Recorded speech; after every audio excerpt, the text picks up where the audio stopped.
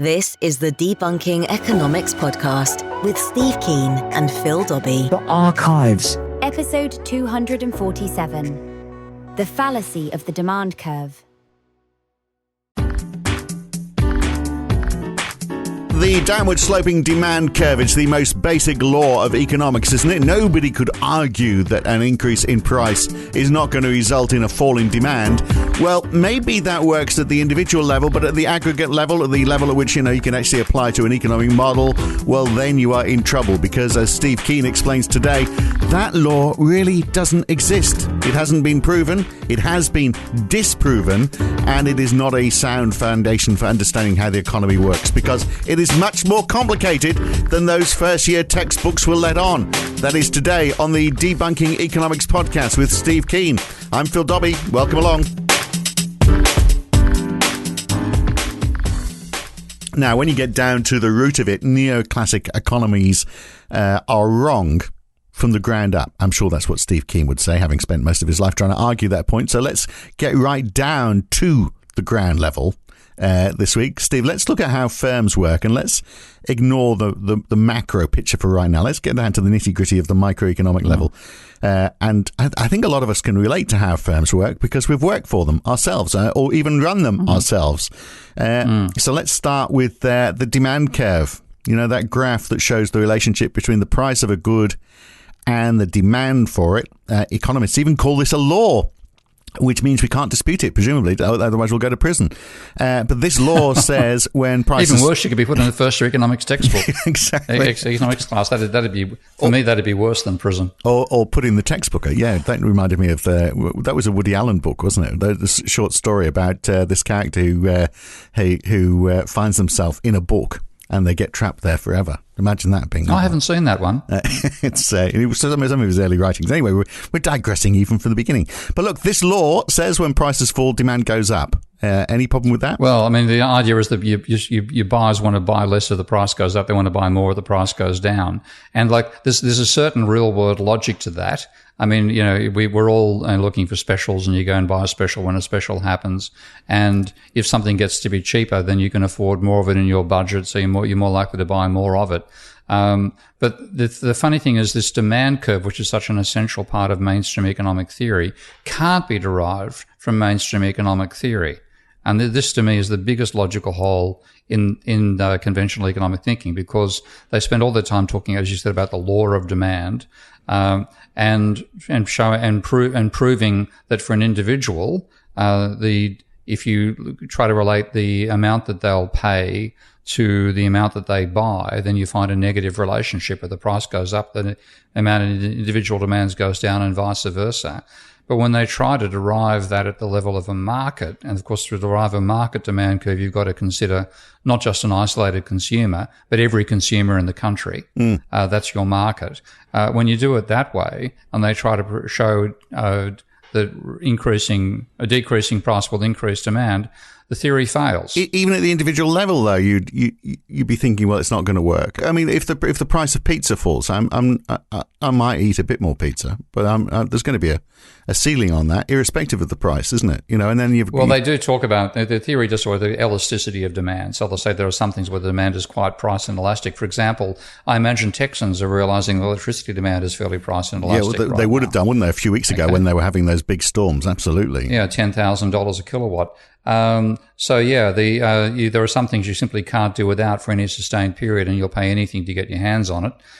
You won't do that in normal times, but if there's a shortage, then bang, you've got to have it or you die. But at other stuff, which is so little interest to you in the market that an increase in price will mean a drastic fall in your demand for it. So you have some things that were very elastic, others inelastic, and that's a certain amount of realism and real worldism to the concept of market demand and price sensitivity and so on. But the thing which I find quite hilarious because it just undermines the whole way of thinking is that when theoreticians try to prove that the demand curve slopes down in price, so a higher price means a lower quantity, so the slope of the curve you draw is a negative slope. When they try to prove it, they can't. They get any slope at all. Right. Any slope at all. they say they can't prove. They don't know what it is, or they're saying it's flat, or they're saying it's going the other way. What are they saying? Well, the actual answer is, if you want to see some polysyllabic words, look at the way economists try to explain this particular finding. It's even the names of the people who found it as polysyllabic. So there's it's called the Sonnerschein-Mantel-Debreu theorem. No. How's that for a mouthful? Yeah, that's good. Otherwise, yeah, I feel sorry for Andrew Cox who transcribes these podcasts when he come out with stuff like that. Oh dear, I'll spell it. Thank you, Andrew. But the Sonnerschein-Mantel-Debreu theorem was actually first discovered by a guy called Gorman, and I think Gorman's a bit easier to pronounce. And that was that they have a theory of how individuals decide how much to consume, which takes their income as given, the price of all other commodities as fixed as well, and then they vary the price of one good. And they say, well, what's going to happen if this good gets cheaper or more expensive to your total demand? Yeah. And then as part of that, they say, well, it's quite possible what you're buying. Let's say, for example, we're looking at as the price of potatoes. And if you're particularly poor, let's say you're an Irish person in the early 1800s, then if potatoes get to be more expensive, that means you can't afford the other stuff. I mean, demand for potatoes actually goes up. This is what they call a Giffen good. Yeah. But in general, they say, well, there are some goods where if the price falls, you get two benefits out of a falling price. One is that the relative price is cheaper, so you're more likely to buy more of that good. But the other one is because the price of something you're paying for out of your income has fallen, you've now got a bit of extra effective income you could spend on other goods as well. So there's what they call the substitution effect and the income effect. Yeah. And the substitution effect necessarily is negative, but the income effect can be positive. So they go through quite a bit of rigmarole to finally get to what they call, and this is another, sorry, Andrew, Hicksian compensated demand curves. And this was John Hicks, again, somebody who's been both famous and infamous in economics, said that, well, what we can do is we're trying to see how much a person is going to buy given the relative prices, and we want to focus on the relative prices alone. So we need to get rid of the income effect that can happen from prices getting cheaper. Yeah. So his mechanism was they had used. I won't try to talk this stuff through. It's much more stuff to look at in a diagram. But they have this idea of showing combinations of different sorts of goods that give you exactly the same overall satisfaction. And they call that an indifference curve. And what Hicks said is, well, if you just work out the slope of the indifference curve, that is necessarily negative. This is just the substitution effect. The cheaper something gets, the more of it you can buy. And with the substitution effect alone, you necessarily will buy more if the price falls. So that's what they do at the individual level. But then, which is nonsense, of course. But we'll come back to it. But we'll come back to that. There's a whole lot of stuff is nonsense about their theories. But this particular bit is a fitting piece of nonsense. Because let's do quickly. The reason I think it's nonsense is so say you've got pizza and Chinese food. Then if the price of pizza falls, then relatively speaking, the price of the Chinese food is increased. And so that by that logic, then I'd say, well, okay, that makes the Chinese food seem more expensive. Therefore, I'm going to eat less Chinese food because pizza prices have fallen. But what happens if I actually quite like Chinese food and I've got more money because I'm not spending as much on pizza? Well, that's what they call the income effect. And that's what there's some goods where, the fall in price can encourage you to spend that money elsewhere rather than spend on that particular good. But the substitution argument is also saying, you're looking at the relativity of it. So the fall in the price of pizza has made the Chinese food seem more expensive to you. But it's not. It's the same price as it was before. I don't care. Yeah. But it's the economics is all about neoclassical economics is all about relative prices, so they obsess about this one. But what they've got in their theory is they don't talk about workers and capitalists and bankers, which I do in both my language and my modelling. But they simply talk about the individual. They leave out the question of where your income comes from. And they leave out, with the very basic level of how they look at the economy, they focus upon this isolated individual, the classic Robinson Crusoe, and they leave out the class relationship. Now, a class relationship only exists if there are social classes. You can only talk about workers as a social class if there's another class of non-workers we call capitalists or we call bankers. So there's at the core of the old classical school of economic thought, there was a way in which the distribution of income was part of their thinking. But with the neoclassicals, they said, forget all this stuff. Doesn't matter how you make your money. We're all individuals, except for me, of course. I'm totally, if that was a Monty Python reference. Yeah, that's all right. Yeah, that's right. Thank you. Good. Just seeing if you're awake. This is neoclassical economics, so you could easily fall asleep while I'm talking. But the idea is that they completely leave out you have no, they don't even consider your relation with anybody else at all, let alone whether you're in a social class or not. So you're just an isolated individual with an income source, which then again the theory doesn't care. When they work out the demand curve, they're not saying how much of this income is from profit and how much is from wages. It's just that's your income. That we take as fixed. Then we take all other prices as being fixed. We vary one price and we see what happens. And with a few shenanigans, we can derive a downward sloping individual demand curve. But then and this is where, I have some respect for some of these mathematical economists who've done this work. They then said, well, that works for an individual because you see an individual in isolation. You're looking at a single commodity in isolation. You're working out those two relationships. What about deriving a market demand curve? Can you just look at that individual in isolation? No. You've got to look at everybody who's effectively part of the market. And therefore, you're looking at the market for potatoes in Ireland, then you're looking at the entire population of Ireland, including those who produce potatoes. Okay? Yep. So if you then talk about changing the price of potatoes, I hate the fact that I've got in potatoes as an example, but it'll have to do. Apologies to the Irish listening for you being stereotyped into and for those people who don't like potatoes. And for those people, exactly. But if you increase the price of potatoes, you make potato buyers wealthier. Okay. Now they're part of the demand for potatoes. If it happens, just look down. What's the alcohol you make out of potatoes? Vodka, isn't it? Vodka. There you go. Well, let's just say all these Irish people happen to be great fans of vodka. So the increase in the price of potatoes makes them wealthier. They've got more money to spend. They buy more vodka. And what can happen out of all that is that the income distribution effects, which you cannot get rid of as you can for an individual using this theory, that income effect can outweigh the substitution effect, and the increase in price for potatoes can cause an increase in demand for potatoes.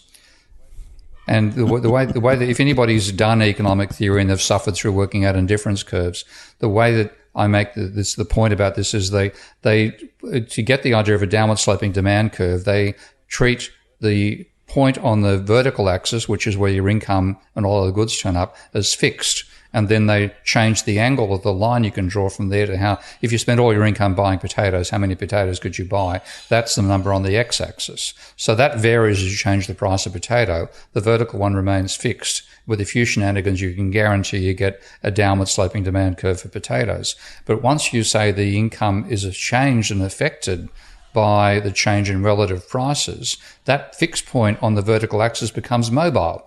And therefore, when you start doing all your attempts to join up and draw an overall market demand curve where some people's demand's going up and others is going down, that point can go over the... No. Should I swear again? Over the place. And you can get any curve you can draw, which is a curve where, rather than being a downward sloping demand curve, you get a curve which you can draw by running your finger along the page in one direction, never crossing back on your path and never intersecting, and that can be a demand curve. And it's in mathematical terms, any continuous function, and that's the word they use. So what's the law then at the end of all of this then? So the law is... So I was going to say, there ain't no law. The law is that it's lawless. Demand falls as the price goes up, unless it doesn't. Is that we can say that, can't we? That would be about as much as we can say. Well, no, you can say demand falls as the price goes up unless it rises. Right. Or stays the same. Both of which are equally feasible at the aggregate level. So what it means is the theory is a mess. And the response to that should have been, and this is where a good friend of mine, Alan Kerman, now a good friend, we became, Alan and I met in a funny way. Alan Kerman wrote a wonderful paper on the economic theory, and the subtitle was "The Emperor Has No Clothes."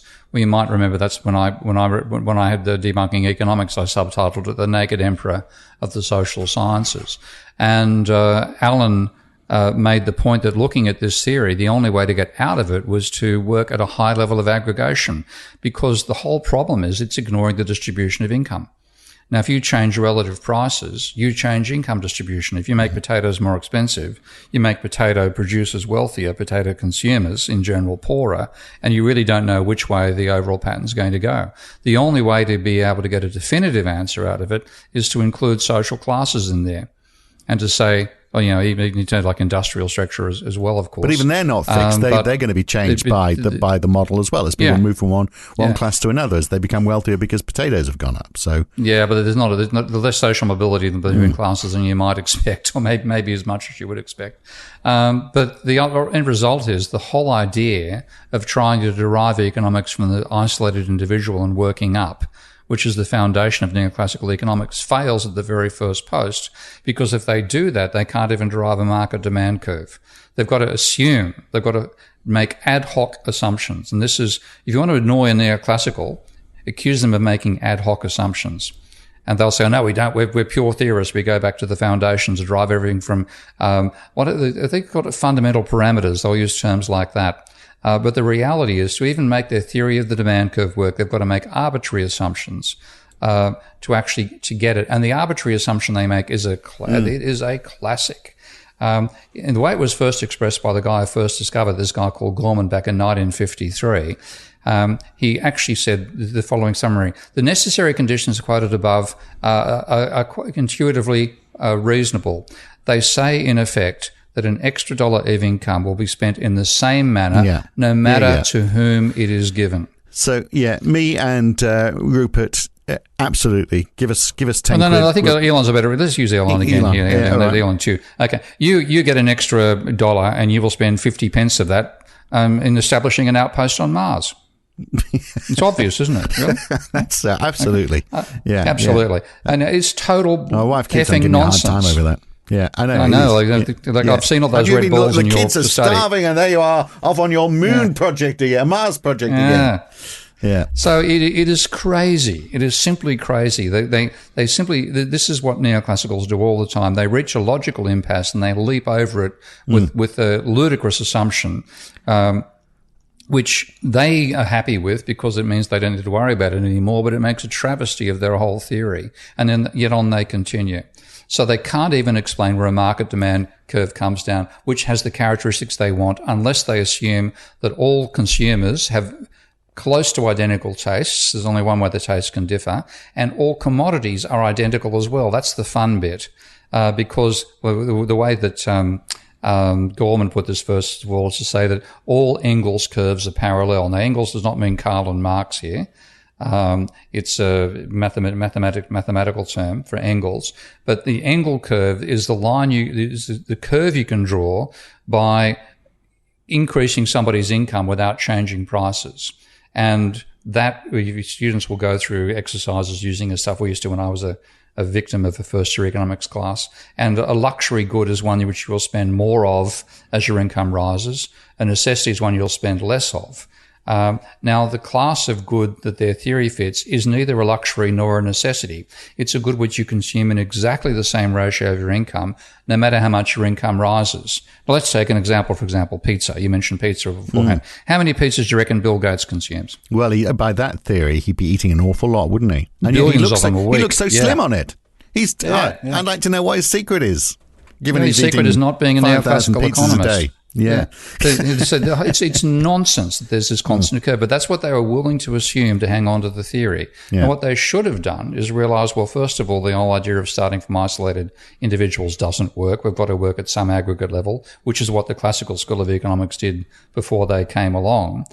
And I've actually lost in my second point saying my firstly, but also admit that a lot of the exchanges are non-equilibrium exchanges. The whole thing they're trying to do is shove everything into an equilibrium. Well, you've got to have that equilibrium because we've got to have that point, haven't we? In our first year textbooks where we're saying, prices rise as, we see the crosser between the two, diminishing marginal utility equals, the rising marginal cost. Rising marginal cost, the cost of production. So, which is the next myth we'll talk about in the next installment. Yeah. So without that, how do we get at the optimum price? It'll be and left that's exactly it, yeah. It'll be left to businesses to decide that all by themselves, which when I was running a business, if I saw that demand was increasing, the first thing I'd do would be to push up prices, really as a factor of how much competition have you got.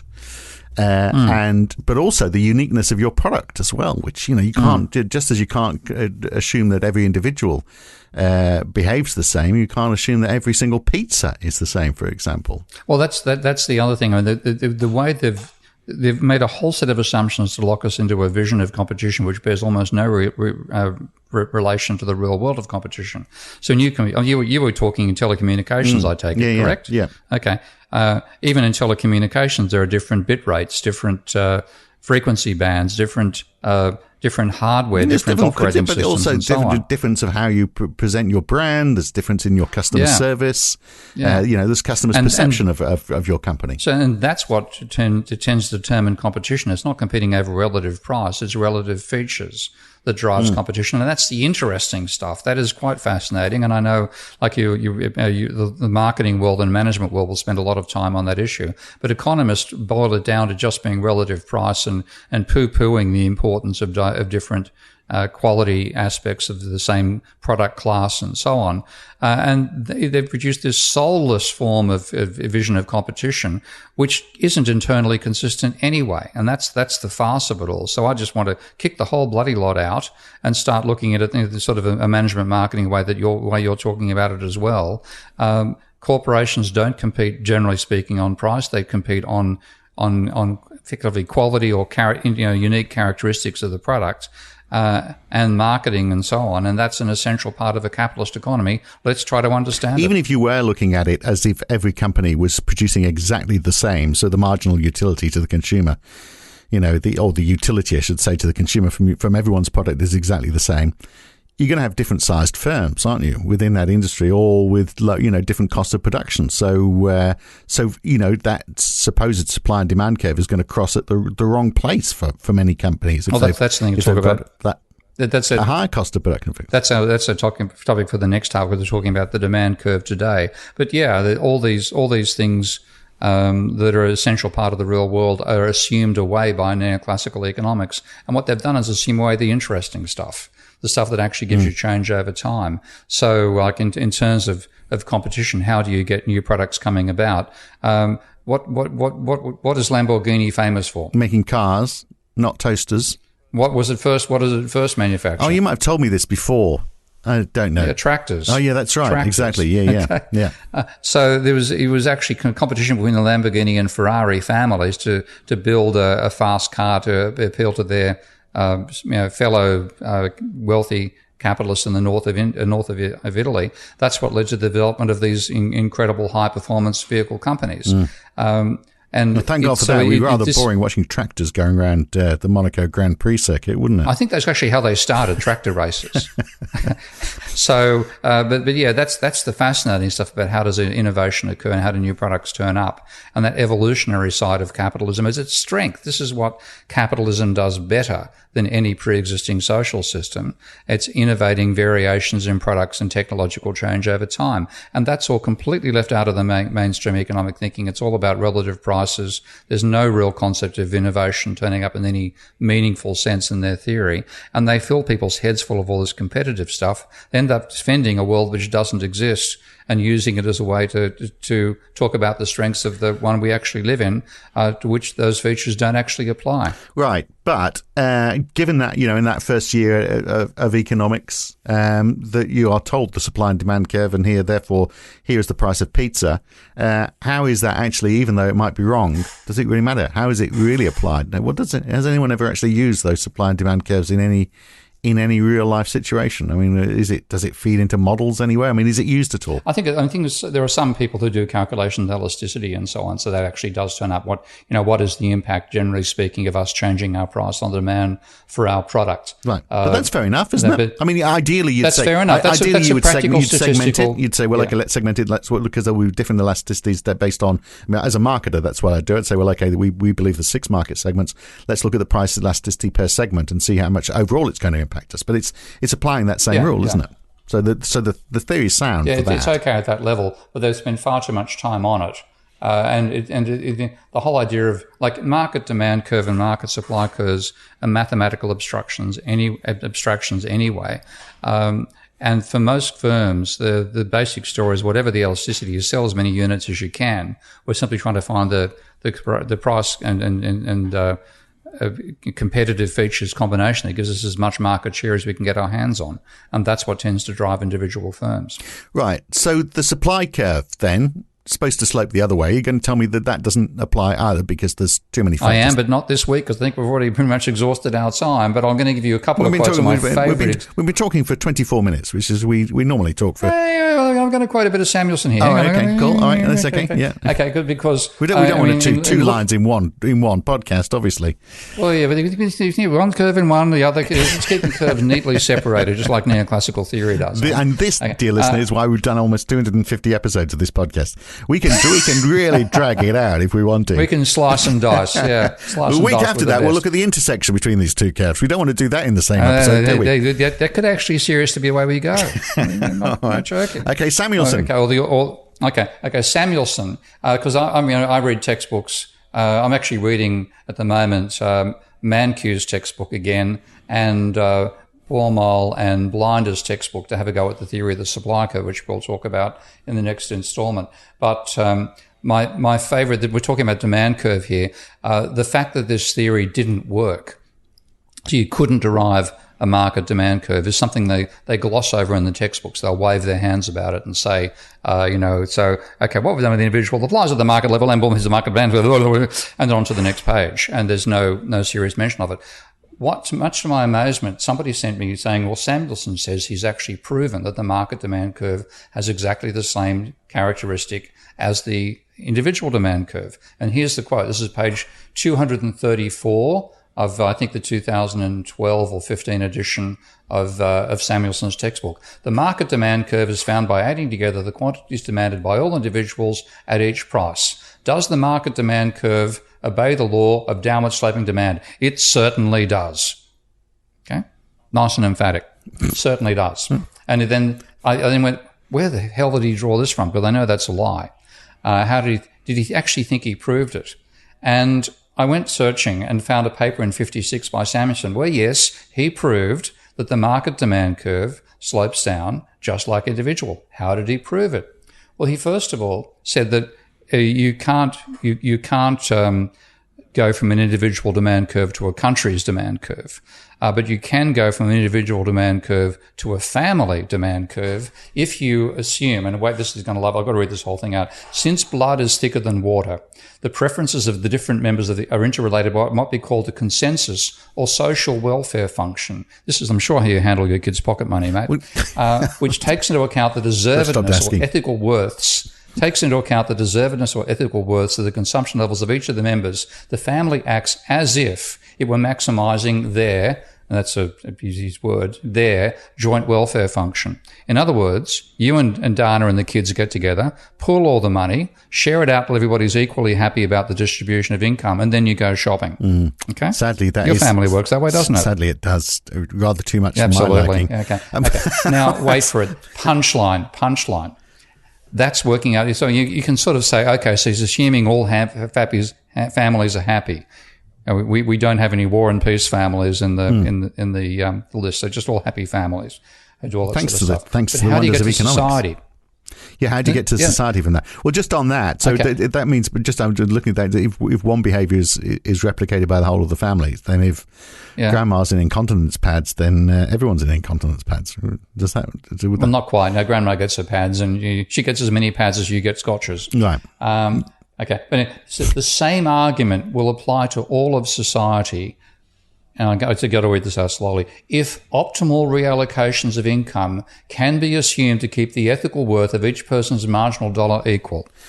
So I thought economics was all about that we all acted in our own interests. But now we're actually saying, no, we're acting in the good for society as a whole. We know that because we know this doesn't work, therefore we have installed, and we all know this person, of course, a benevolent central authority, perhaps, above us that redistributes income before any of us go shopping so that all of us are happy. I'm very happy about Rupert Murdoch's share of UK national income, and I'm sure he's very happy about mine. Literally, he assumed that all of America is one big happy family. And, you think I'm being sarcastic. This is how it's quoted in the leading textbook. This is the sort of garbage I've got to read through, where I really resent neoclassical economists with a passion these days. This is the book called Mas Kalel, which is the textbook used by all the PhD programs, certainly in America and mostly around the world. So he goes through this section in his textbook and says, let us now hypothesize that there is a process. Wait for it. A benevolent central authority, perhaps, that for any given prices P, like a vector of prices, an aggregate wealth function W, redistributes wealth in order to maximize social welfare. So they assume America is a socialist dictatorship. And therefore the market system works in a socialist dictatorship. Wow. I haven't heard you being silent for that long ever. No, I'm just saying Joe Biden's got a lot of work to do, hasn't he? I mean, he might be heading in the right direction. Perhaps he's reading the same. Joe, they've finally got the benevolent dictator. This is the nonsense they go on with to hang on to their bloody theories, which is why I get so angry about this crap. Because it's this lovely superficial veneer of a well-oiled machine, and you go inside it, and it makes Heath Robinson look like a genius. So we are up to 30 minutes now, so we can go, and work on the next curve next week. But I mean, so all we can say, I mean, it's for very basic level economics, day one, it's still worth showing the demand curve, isn't it? Even though we say, but this is just for one. Not really. This is for one person at one point in time. It really doesn't apply in the real world, and here's why. It's a good. Well, we haven't even talked about why their model of individual behaviour doesn't fit an individual. That's another topic. We should actually wrap into that. That's a guy called a German academic called Sippel. I've never actually met him. I would like to meet up with him. This is nothing. Can you do it in 3 minutes? Can you tell us about Sippel in 3 minutes? Go on, give it a go. No. Oh, yeah, well, okay. Basically, Sippel tried to prove the theory of the individual consumer to his class. He had a class of, I think he had a tutorial group of about 12 people, and then a large group of about 35. And he decided to do an experiment testing the theory of consumer behaviour, which was due to Samuelson, by the way, called the theory of revealed preference. And Samuelson, people were attacking the whole idea of the way he is, again, Samuelson's invention of indifference curves to represent taste. So you work out this combination of goods to which you're indifferent, and that gives you a set of points where you get the same utility. So if you change your relative price and stay on that curve, you feel you're no better off or worse for changing your consumption. And people say, well, we can't see these things. And Samuelson said, aha, we can reveal them by asking people questions that show whether they're on the same indifference curve or a different one. And the axioms are transitivity. So if you prefer A to B and B to C, you prefer A to C. Completeness. So if you're shown one bundle of goods and another bundle of goods, you can say which one you prefer, et cetera, et cetera. Yeah. And what Sippel did was set up a set of, I think, 8 repeated experiments with students over a substantial period of time, where they were given different relative price combinations for each of these 8 types of commodities, which tested various elements of this theorem. And when he finished doing it, he found 95% of the answers he got contradicted the theory with the 12. So he repeated it, and with the larger group, he got, I think, 92% of the answers contradicted the theory. And the reason it fell over, people could certainly say whether they preferred chips to orange juice, and a different price of orange juice would mean they buy more oranges and less chips, and so on, all this sort of stuff. But what the theorem falls over on is what's known as the curse of dimensionality, because if you just imagine you have 10 commodities, which you're looking at, 10 different commodities, and 10 different quantities from 0 to 10, you have 10 to the 10 combinations. Okay. That is so many combinations that you're given, if you want to make a whole bunch of shopping trolleys with different combinations you can make out of that, you've got a billion combinations. And I'm sure for each category he was only choosing a billion shopping trolleys. He was only choosing one brand as well. So, well, the brands didn't even come into it. Yeah, so they multiply that many times over as well, because you might decide that you don't want a fizzy drink unless it's Coke. Yeah, so Sippel tried all sorts of very valiant ways to rescue the theory, and at the end of it, he said, realizing that we can't even explain consumer demand, maybe economists should reduce their imperialistic pressure to try to take over other social sciences. So I think he in trying to prove the theory and ending up disproving it, he had a realistic reaction to it and said it just doesn't work. And unfortunately, that theory that doesn't work is still taught in every textbook in economics. So what is page 1 then? What do we teach kids in the first hour of learning economics? What's our opening sentence? If we're not going to do this supply and demand curve, what do we start with? Well, you're going to find that when I start talking about the context of the new economics manifesto. Oh, right, okay. But I start with the banking. I start with money. Right. Okay. Yeah. Good point. Okay. Very good. All right. Well, we'll look next week. Obviously next week, because everyone's hanging out for it now. Next week, we're going to look at the supply curve, and there you go. And maybe the week after, unless we can get through it next week, if we really put a spurt on, maybe we can look at the intersection between the two. There you go. We'll see how we manage. All right. Very good to talk, Steve. Thank you. Welcome, mate. Bye. And now you understand why this podcast could last for years, couldn't it? That's it for today, and it probably will. That's it for today. I'm Phil Dobby, back with Steve Keen again next week. Thanks for listening. If you've enjoyed this podcast, then please share it with your friends, like it on YouTube, and subscribe to this channel.